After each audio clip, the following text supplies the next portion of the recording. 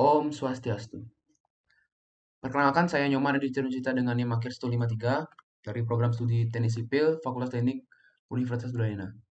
Di mana pada hari ini saya akan menjelaskan tugas dari mata kuliah Metopen, di mana pada tugas ini saya menggunakan judul Analisis Dampak Parkir pada Ruas Jalan Taman Kota Singaraja terhadap kelancaran berlalu lintas Kota Singaraja.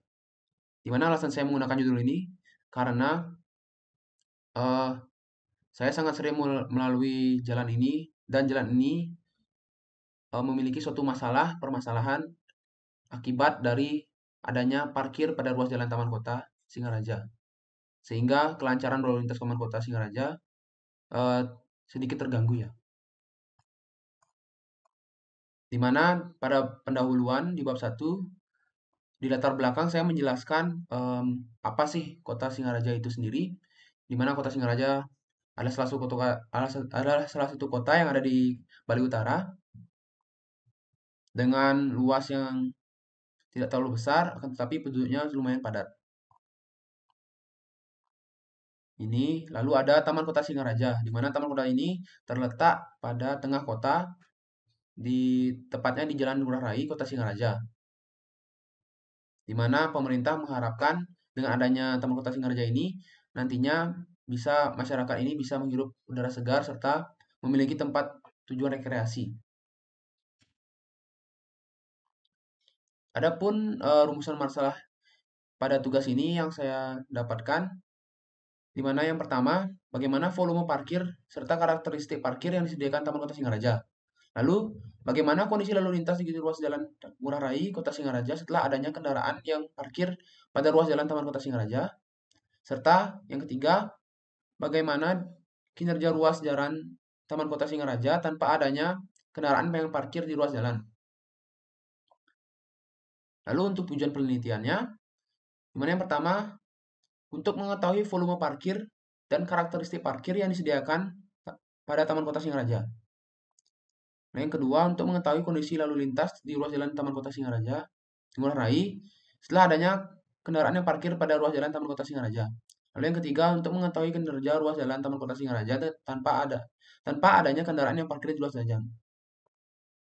Lalu manfaat dari penelitian ini, di mana saya mengharapkan untuk mahasiswa, di mana penelitian ini diharapkan untuk bisa menambahkan wawasan, khususnya pada bidang lalu lintas, serta apa sih dampak dari parkir pada ruas jalan, serta mampu menerapkan teori yang telah diperoleh pada saat menempuh perkuliahan. Lalu untuk masyarakat, saya mengharapkan penelitian ini mampu memberi pengetahuan lebih dari dampak permasalahan yang ada di Taman Kota Singaraja terhadap kelancaran berlalu lintas di sekitar Jalan Ngurah Rai Kota Singaraja. Dan yang ketiga, biarkan penelitian ini dapat menjadi suatu referensi tambahan bagi pemerintah untuk mengatasi permasalahan yang ada akibat parkir yang ada pada ruas jalan Taman Kota Singaraja. Adapun batasan masalahnya yaitu ini.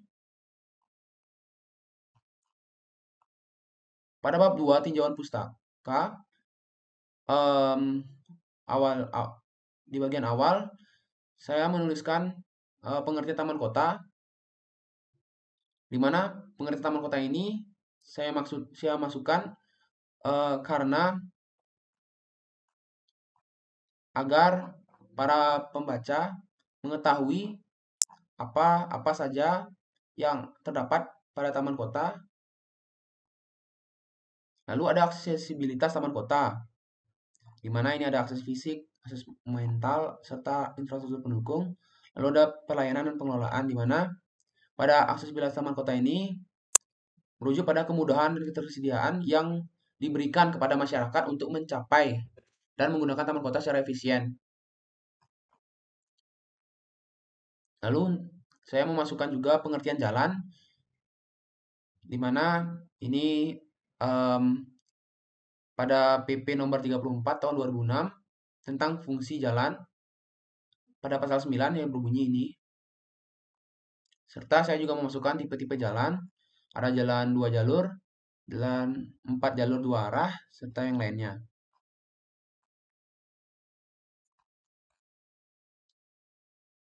Ini juga ada kapasitas dasar, faktor penyelesaian lebar jalan,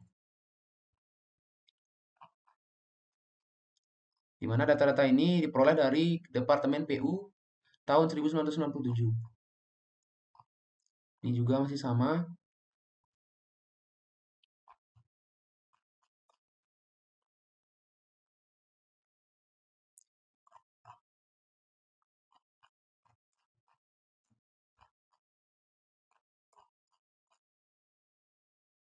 Lalu ada tingkat pelayanan atau level of service, di mana tingkat pelayanan jalan ini adalah ukuran kuantitatif yang mencerminkan persepsi pengemudi tentang kualitas pengendara kendaraan. Pada jalan perkotaan, kualitas pelayanan jalan atau kinerja lalu lintas tergantung oleh beberapa faktor, di mana ada penampang melintang jalan beserta ukuran-ukurannya, lalu ada jenis maupun jarak antar persimpangan, serta ini ada atau tidaknya parkir pada pinggir jalan. Karena judul saya terkait dengan dampak dari parkir pinggir jalan ini. Ini juga ada gambar yang sudah dicantumkan. Lalu untuk metode penelitiannya, saya menggunakan ini, mana yang pertama dimulai, lalu tahap persiapan, di mana pada persiapan ini saya mengisikan studi pustaka serta survei lokasi. Di mana untuk lokasinya saya menggunakan lokasi Taman Kota Singaraja yang terletak di Kota Singaraja, Kabupaten Buleleng, Provinsi Bali, Indonesia. Lalu selanjutnya kita mengumpulkan data, di mana adapun data-datanya, data primer seperti geometri jalan, volume kendaraan, hambatan samping, dan untuk data sekundernya ada data jumlah penduduk. Lalu validasi data, lalu ada analisis dan pembahasan, di mana berisikan perhitungan dari volume lalu lintas, hambatan samping, kapasitas, serta derajat kejenuhan. Lalu lanjut ke validasi data. Jika tidak valid, kembali lagi pada analisis pembahasan, di mana untuk menghitung-hitung lagi. Lalu jika valid, lanjut ke kesimpulan dan saran, dan selesai. Mana untuk identifikasi masalahnya, penelitian ini dilakukan di Kota Singaraja, tepatnya di Jalan Ngurah Rai dan di Jalan Udayana, karena dua jalan ini salah satu kawasan Taman Kota Singaraja, untuk mengidentifikasi dampak dari permasalahan yang ada di Kota Singaraja, di mana pengaruh dari parkir pada ruas jalan di Taman Kota Singaraja akan berdampak pada Jalan Ngurah Rai serta Jalan Udayana. Untuk penetapan lokasinya, ini ada di Jalan Ngurah Rai dan Jalan Udayana, seperti pada gambar ini. Ini merupakan jalan Taman Kota. Ini adalah Jalan Ngurah Rai, serta ini adalah Jalan Udayana. Ini seperti yang tadi untuk pengumpulan datanya, data primer. Itu ada survei geometri jalan. Ini saya nanti melakukan survei langsung seperti tipe jalan, lebar jalur, trotoar, median, dan drainase serta lain-lainnya. Untuk survei volumenya juga ada, di mana ini dilakukan secara manual, di mana pengamat mencatat pada lembar formulir seperti ini, berapa ada kendaraan yang melewati lalu lintas seperti kendaraan ringan, kendaraan berat, sepeda motor, kendaraan bermotor. Lalu ada data sekunder. Data sekunder ini bersumber dari instansi terkait yang berwenang. Untuk metode analisis data, ini ada data volume lalu lintas, analisis kelas hambatan samping, ada kapasitas, derajat kejenuhan. Ini untuk bab 4 belum, bab 5 juga kosi-kosi. Ini untuk daftar pustaka yang saya gunakan, ini ada ini. Di mana daftar pustakanya saya menggunakan beberapa jurnal yang memiliki topik yang mirip dengan judul yang saya gunakan pada tugas ini. Sekian dari penjelasan tugas yang saya buat.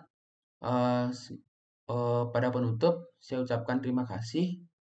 Akhir kata, saya ucapkan Parama Santi. Om Santi Santi Santi Om.